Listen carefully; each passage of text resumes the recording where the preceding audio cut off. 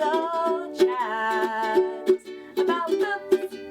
Hi guys! So I cannot even believe it. February is already over, and that means that I've got to do my February wrap up, and then I will also be filming my March TBR a bit later on today, so you'll see me in the same clothes, but yeah. Anyway, so on to the wrap up.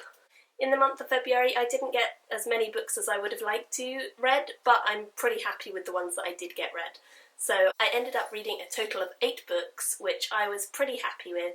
I wanted to read 12, I think was my aim, but because February was such a small month and I had a lot of intense projects on my uni course, I just couldn't get around to them. But I'm really happy with the ones that I did decide to read. So I don't actually have these books with me, most of them, because my sister came up to visit me and she took them home for me when she went back, so that they're not clogging up all the space in my uni room, which is quite small. So I'm just going to put pictures up and hopefully you guys will enjoy it anyway. The first 3 books that I read in the month of February were the first 3 books in the Chronicles of Ixia series, which is by Maria V. Snyder. They are Poison Study, Magic Study and Fire Study.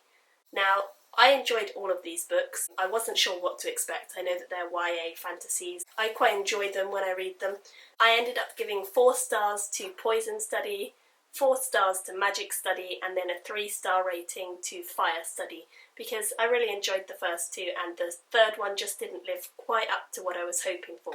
But there are still 3 more books in the series that follow different characters, so I'm definitely looking forward to seeing where they go and how that continues. Maybe in March we will see. So the next book that I finished in the month of February was a big one, and that was the Dangerous Women anthology, which is edited by George R.R. Martin and Gardner Dozios. I really enjoyed that anthology.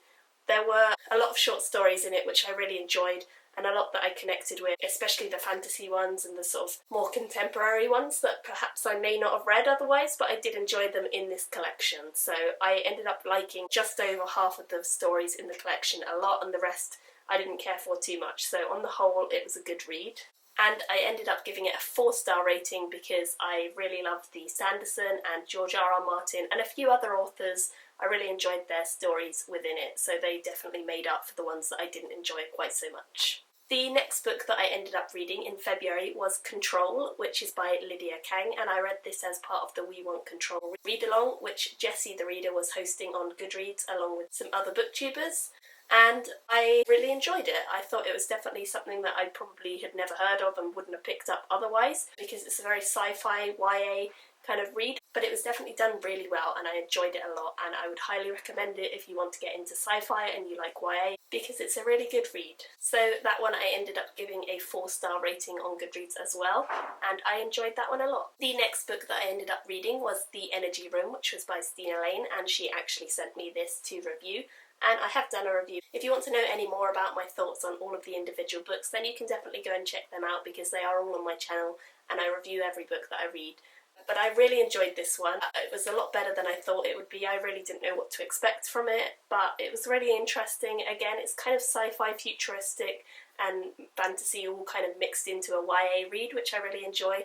And I ended up giving this one 3 stars out of 5 because it was a good read and I had a lot of questions. That was the only thing that was holding me back from giving it more stars. The next book that I read in the month of February was The Hero of Ages, which is by Brandon Sanderson. This is book 3 in the Mistborn trilogy and I loved it.